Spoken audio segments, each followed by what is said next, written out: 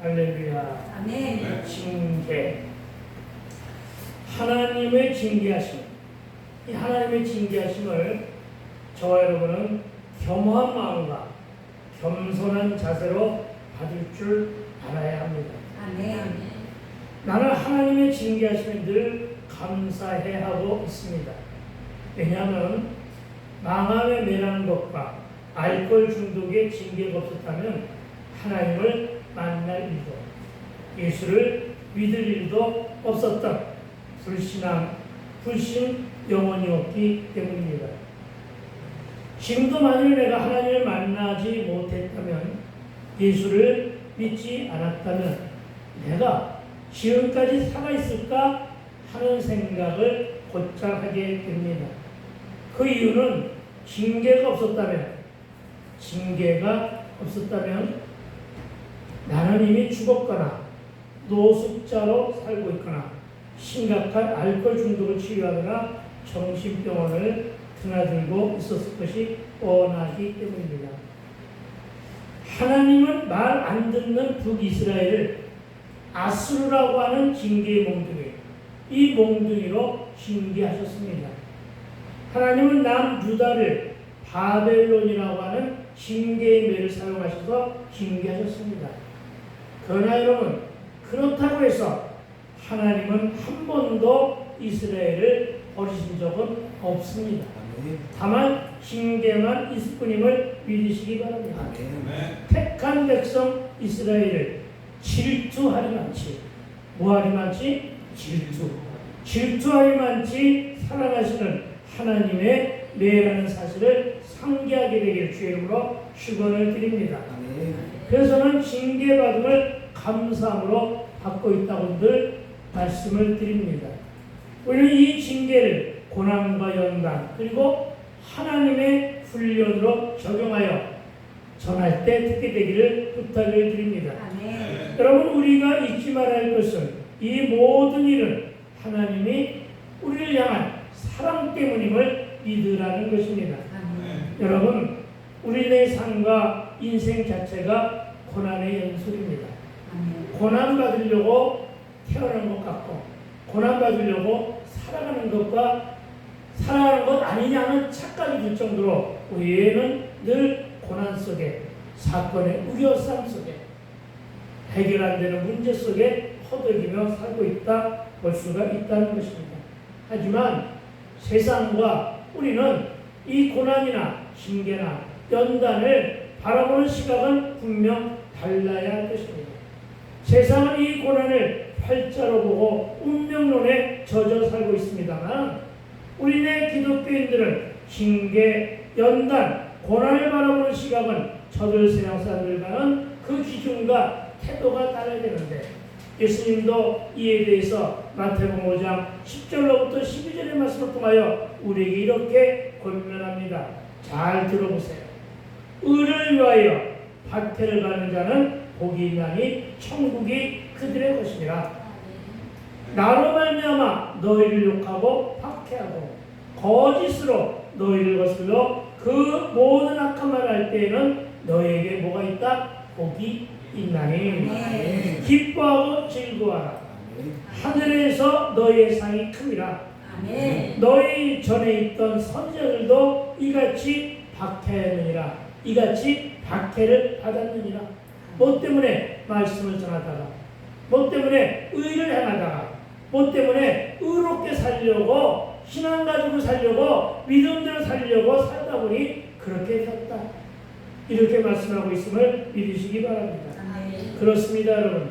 믿음으로 신앙생활 하면서 의를 지키다가 당하는 고난과 연단과 그에 따른 징계는 하나님이 주신 선물이에요. 아시겠습니까? 하나님이 주신 선물로 인식하고 이를 견디며 이기기 위해서, 승리하기 위해서 오직 말씀으로 돌아가야 될 줄로 믿습니다. 그 말씀에 순종하는 저와 여러분이 되시기를 다시 한번 주의 이름으로 축복합니다. 하나님께서 저에게 주신 말씀이 신명기 8장 16절에 되었습니다. 낮추고 시험하여 마침내 복을 주신다고 했습니다. 여러분, 낮추고 시험하심을 우리가 복을 얻기 위한 마중물로 생각해도 좋습니다. 왜냐? 성경이 그렇게 기록하고 있기 때문입니다. 고난이 오고 우겨쌈을 당할수록 즐거운 일일 수밖에 없는 것은 낮추고 시험하여 마침내 복을 주신다고 하셨기 때문입니다. 그러니까 고난이 가중되면 기뻐하십시오. 아멘 하시는 분만. 고난이 오면 기뻐하고 즐거워하십시오. 왜? 고난 뒤에 나에게 더 좋은 일로 채우실 그 하나님을 기대하는 믿음을 간직하라는 말씀입니다. 아멘. 이를 두고 시편 기자는 119편 71절에서 고난당한 것이 내게 유익이라. 아멘. 아멘. 고난당한 것이 내게 유익이라고 합니다. 이로 말미암아 내가 주의 율례들을 배우게 되었나이다. 아멘. 아멘. 여태까지는 하나님을 몰랐고 여태까지 하나님의 율례를 모르고 여태까지는 복음을 몰랐는데 고난을 당하는 바람에 내가 징계를 당하는 바람에 내가 문제 속에 헤매는 바람에 하나님의 율례를 하나님의 율법을 하나님의 복음을 받아먹게 되었더라. 아멘. 아멘.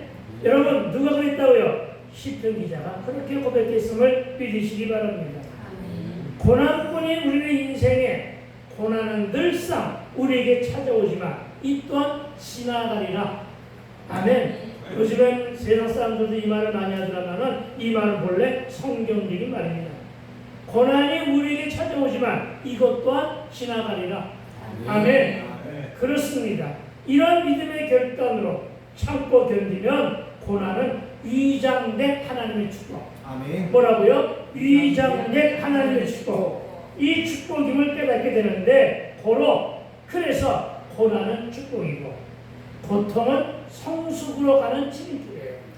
고통을 당하면 당할수록 내 영이 살아나고 성숙된 것임을 믿으시기 바랍니다. 아멘. 고독은 하나님을 만날 만한 저를 찬스한 점을 믿으시기 바랍니다. 아멘. 고난을 대하는 태도에 대해서 야고보서 기자는 야고보서 1장 2절에서 이렇게 말합니다.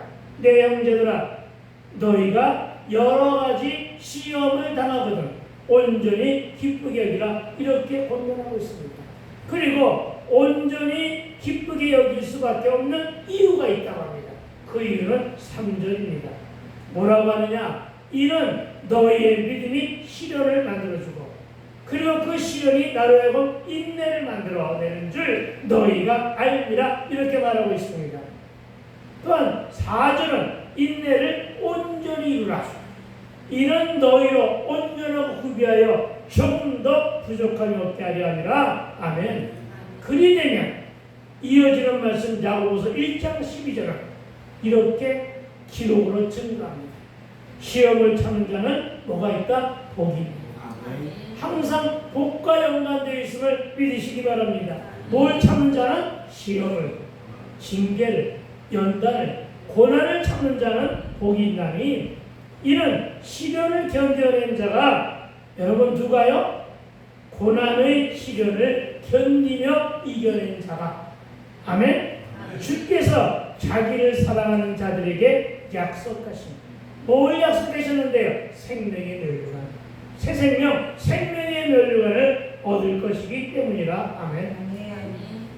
그렇습니다. 생명의 멸류관 때문에 참자, 인내하자, 견디자. 아멘. 그리고 이와 함께 고난 혹은 연단에 대해 주시는 말씀으로 욥기서가 있죠. 욥기서 23장 10절의 말씀이 우리의 가장 큰 힘을 준다는 사실을 믿으시고 이 말씀을 기억하시기 바랍니다. 아멘. 그러나 내가 가는 길을 그가 아시나니 내가 저와 여러분이 가는 길을 그가 하나님이 아신다고 하십니다. 그가 나를 단련하신 후에는 내가 정금처럼 순금처럼 되어 나오리라. 아멘. 나를 사용하실 것이란 말입니다. 여러분 그렇게 기도하십시오. 주여 나를 사용하여 주시옵소서. 아멘. 주여 나를 사용하여 주시옵소서. 아멘. 그 이유는 내가 가는 길 그가 아신단 말이에요. 아멘. 그가 아시기 때문에 나를 깎고 다듬기 위해서 단련하시는 거예요. 아멘. 아시겠습니까? 내가 내려놓을 것을 내려놓게 하기 위하여 단련하시는 거예요. 아멘. 그래서 그렇게 안 되면 어떻게 한다고요? 내가 정금처럼 사용되는 것임을 믿으시기 바랍니다. 아멘. 또 로마서 5장 3절로부터 5절의 말씀을 새 성경 번역기에 놓고 해석해 말씀을 드리면 이렇게 말하고 있습니다. 우리가 고난 중에서도 기뻐할 수 있는 것은 고난은 인내는 연단된 인격을 희망을 갖게 한다는 것을 알기 때문입니다. 이 희망은 우리에게 실망을 주지 않습니다. 여러분, 연단된 인격을 우리는 말하여 영성이라고 하고 그리고 우리의 품성이라고 말합니다. 그런데 이 연단된 인격을 우리로 하여금 희망을 갖게 한다는 것을 알기 때문이래요. 그리고 이 희망은 우리에게 실망을 주지 않는다고 새성경 로마서 5장 3절부터 5절의 말씀을 말씀하고 있음을 믿으시기 바랍니다. 그것은 하나님께서 우리에게 부어주신 성령으로 하나님의 영이 주신 성령으로 우리 마음에 그분의 뭐를? 사랑을 성령을 주신 이유는 그분이 우리 마음에 사랑을 심어주기 위해서 하나님의 사랑을 알고 우리가 하나님을 사랑하며 이웃을 사랑할 마음을 주시기 위해서 부어 주셨기 때문이라고 번역기는 말하고 있음을 믿으시기 바랍니다. 그리고 이 마지막 말씀을 그대로 해석하면 연단이나 고난이나 시험은 우리를 사랑하시는 하나님의 은혜요 관심이라는 사실을 믿으시기 바랍니다. 그러니까 저와 여러분 믿음을 지키다가 신앙생활 중에 겪게 되는 모든 고난이나 연단이나 시험이나 사건, 문제와 우겨쌈을 당해도 무서움이나 두려움에 떨지 않게 되기를 축원드립니다. 그러나 이렇게 말하고 나 스스로 전하고 아멘이라고 해도 우겨쌈의 사건은 싫어요. 그렇죠? 좋은 사람 손 한번 들어봐요. 우겨쌈은 싫은 거예요. 싫고 거스른 거예요. 그렇죠? 네, 우겨쌈을 기뻐 받은 사람은 없어요. 내 발목을 잡는 사건이 왔는데 아무리 믿음이 좋아도 순간적으로 흔들려요. 어쩔 수가 없어요. 그런데 하나님은 그 틈을 이용하여 우리에게 말씀을 주시고 위로가 되는 말씀인데 그 말씀이 뭐냐? 이사야 41장 10절의 말씀이에요. 뭐라고 하느냐? 두려워하지 말라. 내가 너와 함께하리라. 아멘. 여러분, 내가 너와 함께하리라. 동행해 주시겠다는 거예요. 함께 당해 주시겠다는 거예요. 그 고통 속에서 내가 너를 보호해 주시겠다는 얘기예요. 함께하리라. 놀라지 말라. 나는 내 하나님이 되리라. 내가 너를 굳세게 하리라. 참으로 너를 도와주리라. 아멘. 참으로 나의 의로 오른손으로 너를 붙들리라. 아멘. 이 말씀을 암송하여 기억해 주세요. 위로가 될 것입니다. 이 말씀과 함께 이사야 43장 2절은 이렇게 말합니다. 네가 물 가운데 지날 때 내가 너와 함께 할 것이다. 무슨 얘기입니까? 물의 연단을 지날 때 내가 너와 함께 할 것이다. 강을 건널 때에는 물이 너를 침몰치 못할 것이며 네가 불 가운데 지날 때에도 타지도 아니할 것이요 불꽃이 너를 사르지도 못하리니. 아멘. 무슨 얘기입니까? 풀불의 연단 가운데 떨어진다 해도 그 뜨거운 풀불에 실제로 떨어졌던 인물이 있었습니다. 누굽니까? 다니엘과 그 세 친구들입니다. 그들이 우상하게 절하지 않는다는 명분하에서 풀불에 던져졌을 때 그들은 기꺼이 들어갑니다. 그러나 그때마다 구해내신 하나님을 깊이 묵상함으로 힘을 내게 되기를 주의 이름으로 축원을 드립니다. 사자임을 미리 마구사 사자굴을 향해 떨어지는 다니엘과 그 친구들을 위기에서 건져내신 분이 우리 문제의 해결사이신 예수 그리스도임을 믿고 오로지 그분만을 따르게 되기를 주의 이름으로 축원합니다. 4절과 5절입니다. 먼저 4절 본문을 봅니다. 너희가 죄와 싸우되 오직 피 흘리기까지는 대항하지 아니하고. 아멘. 여러분 4절 말씀은 우리 싸움의 대상이 누구인가를 분명하게 확정시킨 말씀입니다. 여러분 우리가 싸울 주적이 누구라고 했습니까? 저와 여러분이 싸울 그 주적은 바로 죄의 문제라는 사실을 믿으시기 바랍니다. 죄 때문에 싸우는 것임을 믿으시라는 거예요. 그리고 기왕에 죄와 싸우려면 죄와 싸우려면 어떻게 싸우라고요? 피 흘리기까지. 죄와 싸우려면 어떻게 싸우라고요? 피 흘리기까지. 피 흘리기까지 싸우는 저와 여러분 되시기를 주의 이름으로 축원을 드립니다. 남은 부분은 예수님이 도와주심을 믿어야 할 것입니다. 에베소서 6장 12절도 이렇게 말합니다. 우리의 싸움은 혈과 육을 상대하는 것이 아니요 통치자들과 권세자들과 이 어둠의 세상 주관자들과 하늘에 있는 악한 영들을 상대함이라. 아멘. 그래서 이 말씀을 묵상하고 부른 찬송이 바로 350장입니다. 350장 찬송은 이렇게 말합니다. 우리가 싸울 것은 혈기가 아니고 육체도 아니고 오직 마귀 권세와 싸워 저들을 깨쳐버리고 죽은 영혼 살릴 것이라. 아멘. 350장 찬송이 그것입니다. 여러분 죽은 영혼 살리는 것이 뭡니까? 구원입니다.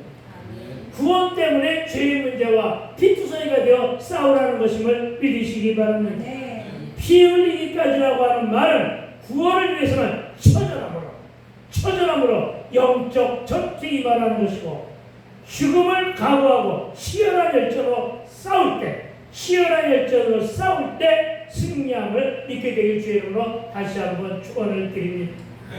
그런데 본문은 뭐라고 했느냐? 너희가 죄와 싸우되 아직이라고 했습니다. 아직 피 흘리기까지는 대항하지 아니하고 이렇게 선포합니다. 무슨 말입니까? 너희가 지금 싸움 해봤느냐 이 말입니다. 여러분은 정말로 피 흘리기까지 싸우고 있습니까? 여러분 게으름을 피우고 있다는 지적의 말씀을 믿으시기 바랍니다. 무사한 일 안에 빠져 있으며 헛된 꿈과 잘못된 길에서 방황하고 있는 것은 아니냐? 이 모두가 죄의 문제인데 여기서 해결받으려면 피투성이가 되도록 싸워야 되는데 너희들은 그냥 흉내만 내고 있는 것은 아니냐? 이렇게 말하고 있는 것을 여러분 가슴 깊이 새겨듣게 되기를 주의 이름으로 권면을 드립니다. 그래서 히브리서 기자는 우리를 믿는 성도들을 경주자에서 투사로 비유의 대상을 오늘 보면서 바꾼 것입니다. 이제는 경주자가 아니라 투사라는 것입니다. 정말 투사가 되기를 주의 이름으로 축원을 드립니다.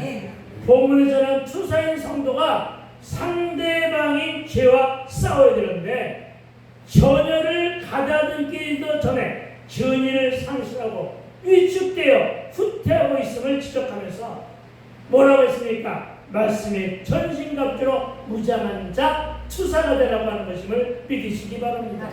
무엇으로? 말씀의 전신갑주로. 말씀의 전신갑주로 무장한 자 투사가 되어서 여러분 우리 한번 해볼까요? 머리에는 구원의 투구를, 가슴에는 의의 흉대를 혹은 허신경을, 허리에는 진리의 띠를, 발에는 복음의 실을, 양손에 한 손에는 그렇죠 믿음의 방패를, 한 손에는 승리의 검 혹은 말씀의 검.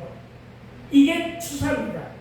이게 투사예요. 그럼 어떻게 되느냐? 이렇게 해가지고 싸우면 어떻게 됩니까? 전투력을 회복하는 자, 투사가 되는 것임을 믿으시기 바랍니다. 여러분, 투사에게 전투력이 없다는 건 말이 안 되잖아요.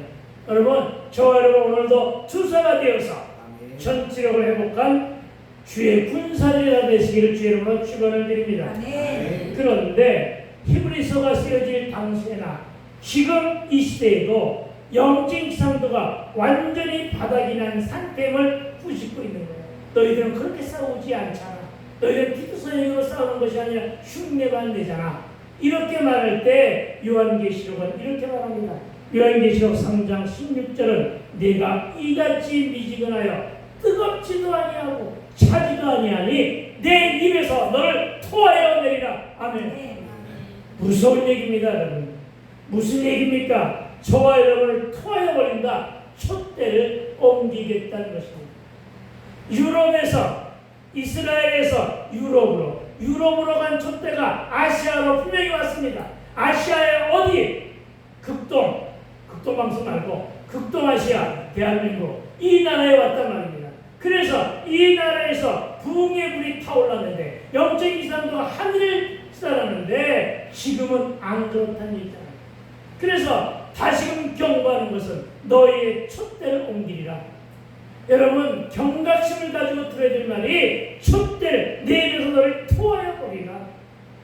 안 당하려면 어떻게 돼요? 안 그러려면 어떻게 돼요? 죄와 피투성이로 싸우게 되기를 주의 이름으로 축원드립니다. 안타까운 것은 여러분 그렇게 싸우라고 했건만 오늘날 알게 모르게 정말 정신이 번쩍 날 소식은 통일교가 이름을 바꿨더라고요. 네, 세계 가정 평화 무슨 선교회 얘기해가지고 그거에 속은 거예요. 그거에 속아가지고 대형교회들이 거기에 접목돼가지고 들어가서 지금 문제가 되고 있어요. 그래가지고 지금 대형교회들이 지금 감사를 받고 있어요. 통일교회는 네, 극동방송까지도 네, 그런 거예요. 언제 이렇게 모르게. 근데 안타까운 건 그 마중물이 누가 마중물이 되어졌느냐? 말 안 할게요. 진작에 보세요. 너무 안타까운 거예요 이게. 지금 이 땅을 피투성이로 싸우라고 하는 이 말씀 우리에게 샘솟게 들리는 것은 너를 내 입에서 토해버리겠다고 하는 말씀을 감각적으로 들을 수밖에 없는 것은 그동안에 이 땅의 주술과 그리고 저 광화문과 이 세력으로 인해가지고 신천지와 통일교가 이름만 바꿔가지고 지금 우리나라의 교계를 갖다가 지금 완전히 지금 휘잡고 있다는 거예요. 이런 시대가 되었습니다.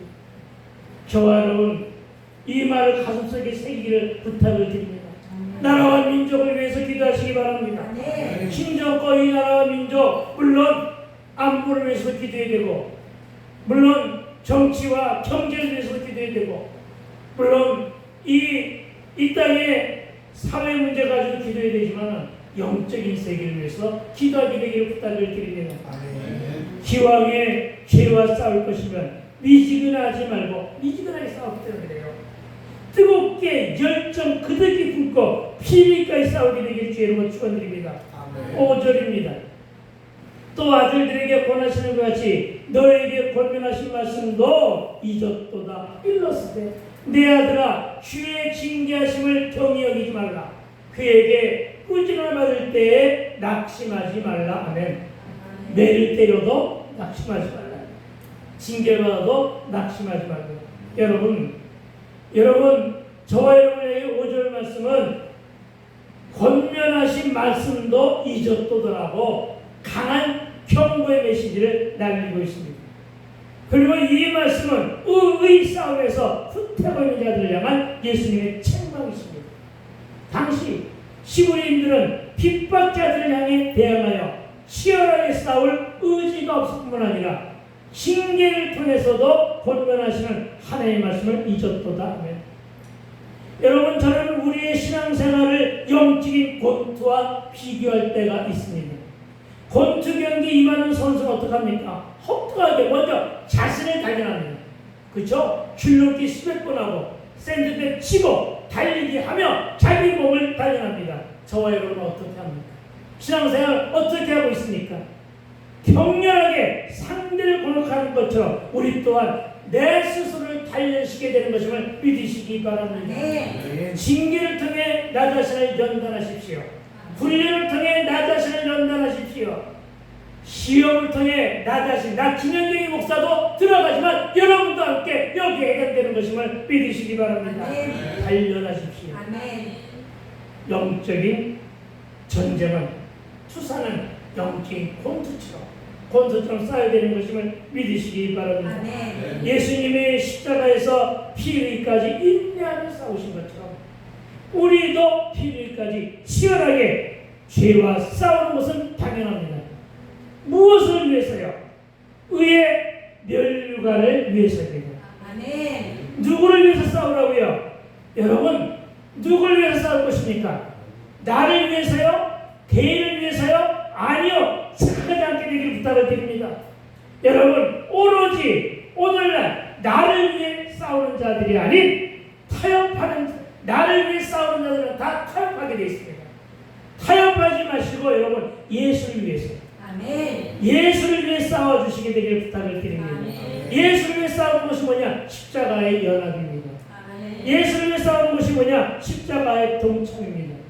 이게 저와 여러분이 걷는 십자가 여정이 될 것임을 믿으시기 바랍니다. 아멘. 저와 여러분은 예수님을 위해서 얼마나 치열하게 살고 있습니까? 일상생활 중에서 참을 수 없는 분노가 치밀어도 화내지 마세요. 왜요? 예수를 위한 것이라면 참을 줄 알아야 됨을 믿으시기 바랍니다. 아멘. 도저히 용서할 수도, 도저히 사랑할 수 없는 상대를 만나도 어떻게 하라고요? 예수님은 사랑하셨어요. 그러니까 어떻게 하라고요? 품고 사랑하게 되기를 부탁을 드립니다. 이것이 예수를 위하여 싸우는 거예요. 이를 악물고 참고 어떻게 하라고요? 사랑해 주세요. 아멘. 포용하고 인내주는 것이 바로 예수 때문에 참는 일이요, 예수 때문에 치열하게 사는 힘을 상기해야 할 것입니다. 아멘. 그러면 어떻게 하라고요? 기도하세요. 네, 먼저 내 안에 있는 악한 것들을 씻어버리세요. 아멘. 내 안에 있는 여러 가지 탐욕과 음욕들을 씻어버리세요. 그리고 담대함을 나가서 복음을 전하세요. 이게 전투임을 믿으시기 바랍니다. 아멘. 그러나 이 일의 끝은 영광의 보좌가 있고, 이 일의 끝은 반드시 승리가 있으며, 이 일의 끝은 열매가 상급으로 주렁주렁 열릴 것을 믿고 오늘 앞으로도 그렇게 살아내시기를 주님으로 축원드립니다. 아멘. 그리고 이제 6절로부터 11절이고 오늘의 제목은 드디어 징계라고 하는 말씀을 중심으로 해서 전하기를 소망합니다. 먼저 말씀 속에 스며있는 구절 묵상을 하도록 합니다. 먼저 6절에 뭐라고 했느냐? 주께서 사랑하시는 자를 징계하신다고 하십니다. 무슨 말입니까? 여기서 사용되는 징계라고 하는 말은 시험이라는 뜻으로 형벌과는 구별됩니다. 형벌은 형집행으로 인해서 벌받는 거예요. 교도소 가는 거예요. 여러분, 그리고 성도는 이 훈련을 통하여 죄를 이기는 그 길을 배우고 또한 하나님의 사랑을 확인하는 일임을 믿으시기 바랍니다. 참고로 하나님께서 성도를 징계하시는 목적은 본문 말씀대로 주의 사랑을 나타내기 위함이라고 하셨음을 믿으시기 바랍니다. 오늘 본문 12장 9절의 말씀대로 징계를 주시는 이유는 바르게 하기 위함이라고 말씀합니다. 시편 94장 12절의 말씀은 주의 말씀을 가르치시기 위해서라고 말씀하십니다. 이사야 26장 16절은 기도하도록 인도하기 위해서라고 말씀합니다. 에레미야 31장 18절은 회개하기 위함이라고 말합니다. 로마서 8장 18절은 장차 우리에게 나타날 영광 때문이고, 마지막 고린도전서 11장 32절은 정죄됨에서 지키기 위해서. 저와 여러분 사단의 정죄 가운데 있잖아요.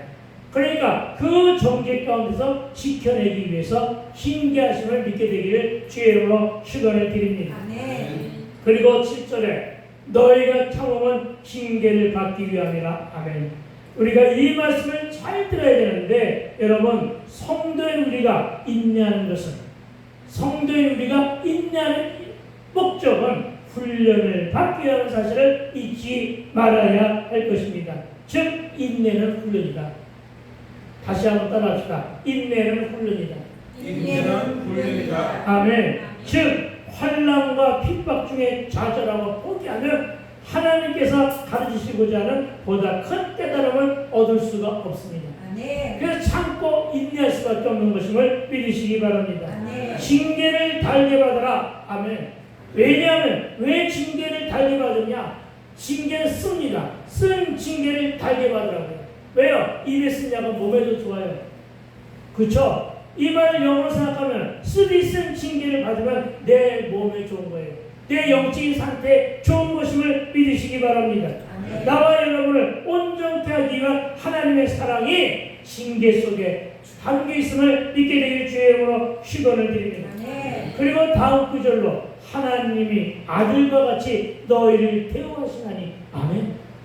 여러분, 하나님이 아들과 같이 너희를 대우하시기 위하여 저와 여러분 모두에게 뭘 주신다고요? 징계를. 얼씨구나 좋다. 이 얼마나 좋은 일입니까? 무슨 말입니까? 하나님 아들은 독생자 예수 그리스도 한 분뿐이십니다.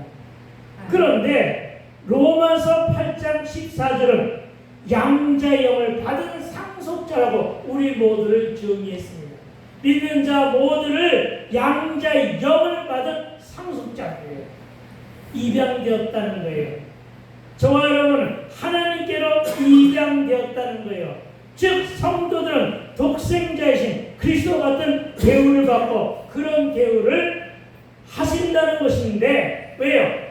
이방인이었던 우리가 입양된 하나님의 양자이니까 그들에게 상속권을 인정하고 저와 여러분 모두에게 아들로 되어준다는 것에 우리는 은혜를 받아야 할 것입니다. 그래서 우리는 어떻게 되는데요? 이 입양된 양자가 되다 보니까 우리는 하나님 나라의 시민권자로 격이 올라가는 거예요. 우리가 비록 땅을 받고 살지만은, 그래서 이곳에 주민 능력이 되어 있지만은 아니라는 것입니다. 믿는 자들의 신분은 하늘나라의 시민권자라고요. 아무도 아멘 안 하는데 싫으면 가리고 천국 백성이 되었다는 거예요. 주를 믿는 백성으로 격상되었다는 거예요. 신분도 상승된 자들임을 믿게 되길 주의로 축원드립니다. 한번 돌아보세요. 신분이 상승되었나 안 되었나? 신분들이 다 상승된 것임을 믿게 되길 주의로 축원드립니다. 우리는 그래서 상승된 자들로 우리가 부를 수 있는 특권이 하나 있어요. 그것은 바로 뭐냐면은 하나님 아버지를 아버지라 부릅니다. 여러분, 같은 하나님 믿는 유대인들 하나님을 아버지라 부릅니까? 못 부릅니다. 아시겠습니까? 왜? 저들은 아직 예수를 믿잖아요. 여러분, 세상 사람들은 하나님을 아버지라 부릅니까? 아니요. 그들에게는 그런 특권이 주어지지 않았습니다. 오로지 입양된 저와 여러분들, 상속자인 저와 여러분들, 하나님과 같은 하나님의 아들과 예수 그리스도와 같은 대우를 받고 있는 저와 여러분만이 아버지라고 부를 수 있는 특권이 부여되었음을 믿으시기 바랍니다. 이게 최상의 특권 아니에요? 그러니까 무릇 가는 기독교인들이요 진실하게 살지 않게 되기를 주의 이름으로 축원을 드립니다. 게다가 계속해서 고난받는 것은 멸류관을 쓰시기 위한 뜻이, 성도에게 시험이 닥치는 것은 하나님의 보호하심과 사랑을 깨닫게 하시기 위함이라는 말씀에 은혜 받게 되길 주의 이름으로 축원을 드립니다. 특히 8절의 징계는 다 받는 것이거늘 너에게 없으면 사생자요, 너에게 징계가 없다면 사생자여, 신하들이 아니라고 하신 말씀을 우리 주목해 봅시다. 내가 가오를 저지르고 있는데, 내가 기도에 게으름을 피우고 있는데, 내가 온갖 죄악 가운데 죄를 짓고 살아가는데 그의 상하는 아무 징계가 없다면 그것은 하나님의 관심과 사랑이 떠났더란 증거요, 사생자, 즉 아비 없는 자녀로 취급함으로 정체성과 존재감도 없고 특히 구원과는 멀어지는 멸망의 길을 걷게 된다는 사실을 믿으시기 바랍니다. 그러니까 무슨 말입니까? 기도 안 했더니 사건을 주시네, 이렇게 깨달으라고요. 게으름을 피웠더니 문제가 만들어졌네. 그럴 수 있잖아요. 내가 정말 너무나 영적인 생활에 게으름을 피웠는데 하나님이 나에게 이런 사건을 주시네, 이렇게 적용하라고요. 아시겠습니까? 아무 문제 없는 문제는 없어요. 나에게 문제가 있으면 믿으시고 항상 예민하게 나에게 징계를 주시는 하나님 뜻을 헤아리게 되기를 주의 이름으로 축원을 드립니다. 자신에게 다가온 연단이나 자녀에게 자녀가 받는 징계가 가슴이 미어지도록 아픕니까? 아니라는 것입니다. 이런 도리어 기쁨과 감사로 받아들여야 될 것입니다. 그래서 잠시 이어지는 말씀으로 9절에 육체의 아버지와 영의 아버지에 대해서 잠시 살펴보기를 소망합니다. 우리 육체의 아버지와 영의 아버지를 대조하면 육체의 아버지로부터 징계를 받으면 그 자녀는 자신의 잘못을 뉘우치지만 영의 아버지가 더 잘 되라고 준 징계는 외면하는 경우가 많다. 이걸 얘기하고 있는 거예요. 안 보이니까. 하나님은 눈에 안 보이니까 외면하고 회피하는 자세가 너무나 많다. 이것을 지적한 말이 오늘 본문임을 믿으시기 바랍니다. 좀 더 말하면 현세에서는 이시적인 관계에는 육의 아버지를 따르면서도 영원한 생명으로 인도하실 하나님의 계명을 싫어하는 것은 세상과 세속의 일에 예면하여 영생의 소망을 갖지 못하는 자의 우매함 같다는 것입니다. 왜요? 육체의 아버지 밑에서 살아가는 자들은 무릇 길어봤자 100년, 더 많이 길면 120년, 너무 길다. 그냥 보통 70이고 강건은 80이야. 그건 너무 짧아? 어쨌든 그러나 연단을 주신 하나님, 때에 따라 야단도 치신 하나님이 우리의 영의 아버지인데 그분이 눈에 보이잖아. 그러나 그분의 말씀에 따르면 영생을 누린다고요. 영원한 생명을 누린다고요. 천년 세월이 아까울 정도로 살아감을 믿게 되길 주의 이름으로 축원을 드립니다.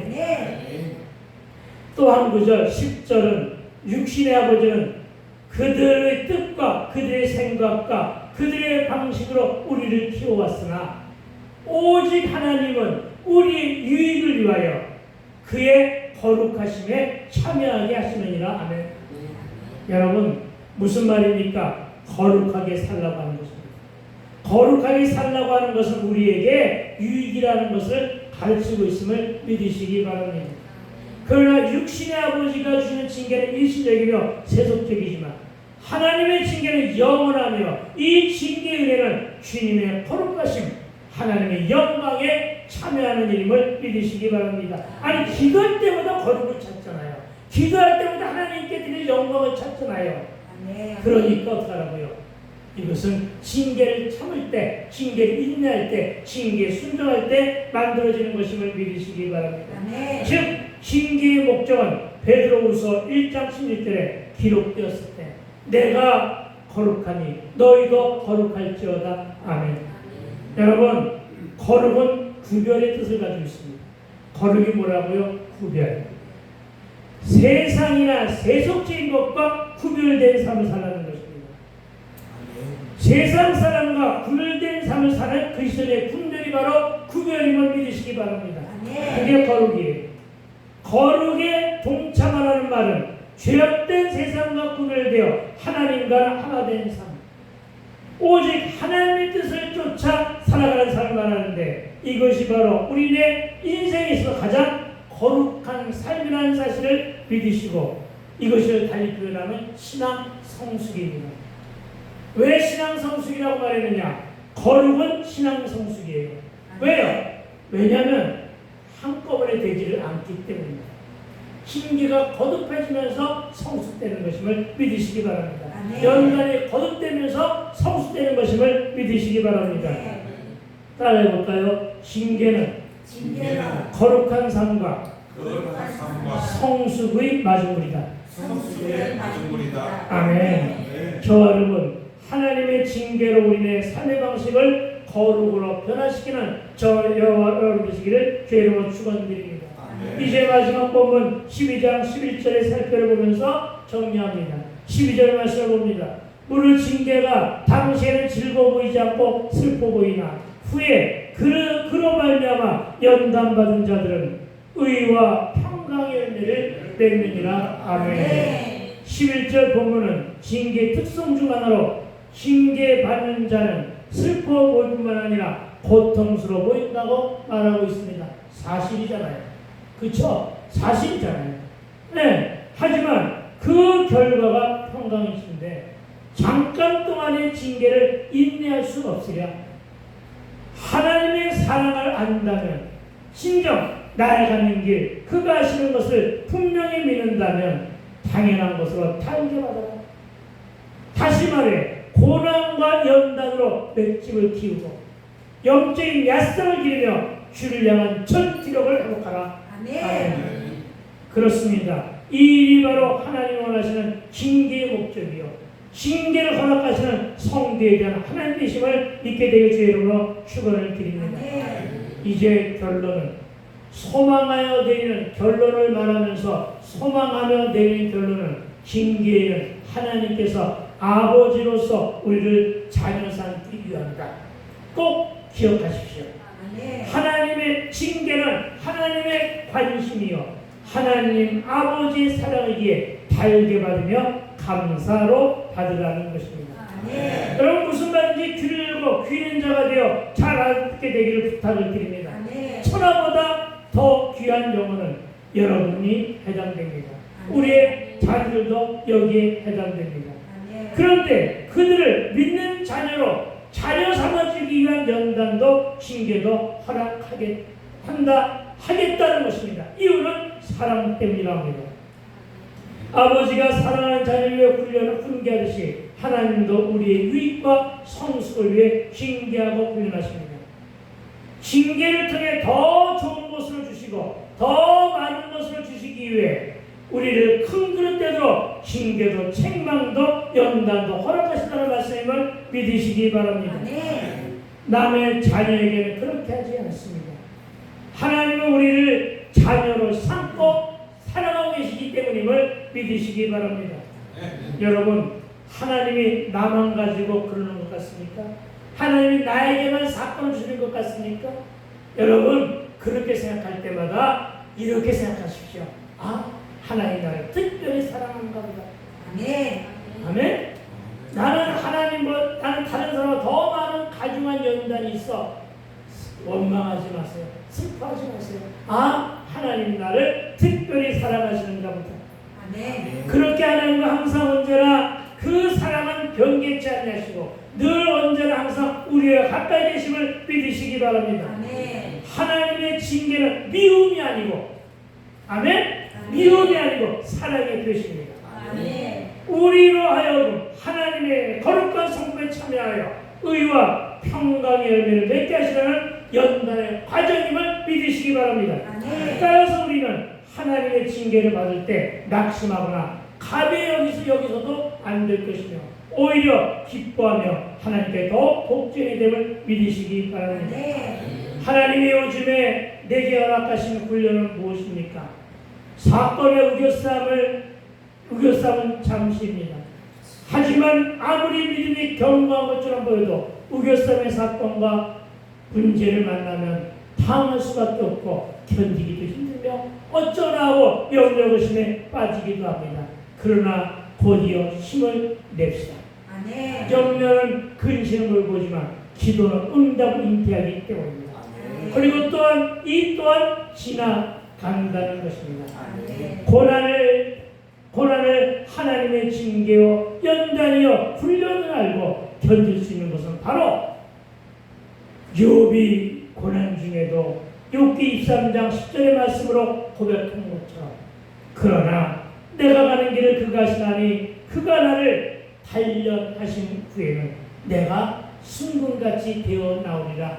아멘. 여러분 우리 이 말을 생각하고 깊이 묵상하며 의지합시다.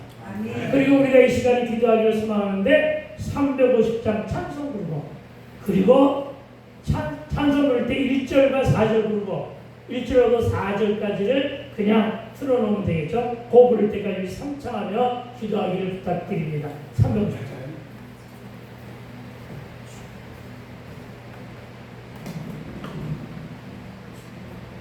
꺼도 되죠.